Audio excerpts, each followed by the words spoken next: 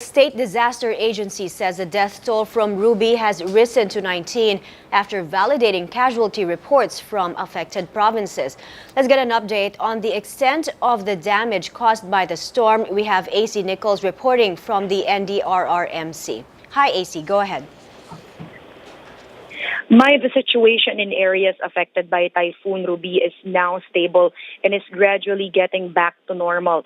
This is what Interior Secretary Mar Rojas reported during a post-disaster assessment meeting with national disaster officials on the recent typhoon. Rojas says all towns in affected areas, including Eastern Samar, which is what they considered ground zero or the most affected province, are now reachable by land.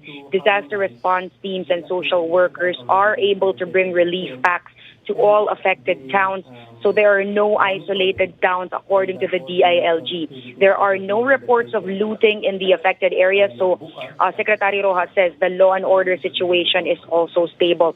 Business establishments have reopened, also including gas stations, so there are no problems when it comes to supplies of basic necessities.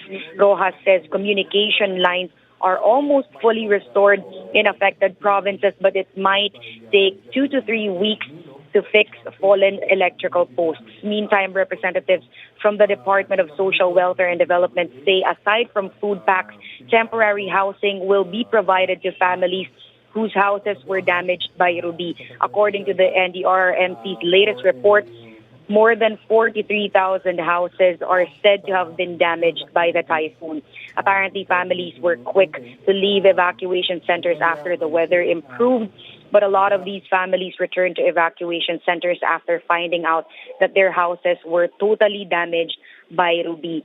A cash, food, or house for work program will be carried out in affected provinces in which families will be given financial or housing assistance in exchange for labor.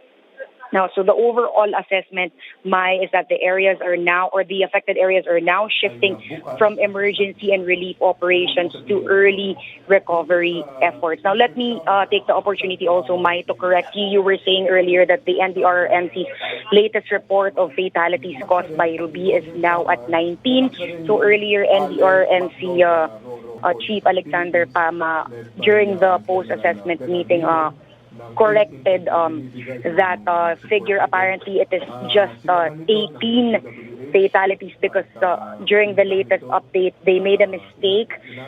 They apparently, one of the names were doubled in the list, so it's just at 18. It's not 19, and apparently they are still continuing to validate some of the reported deaths that are still coming in from their provincial and regional offices. Okay, thank you, AC, for that report. AC Nicholls giving us the latest from the NDRRMC.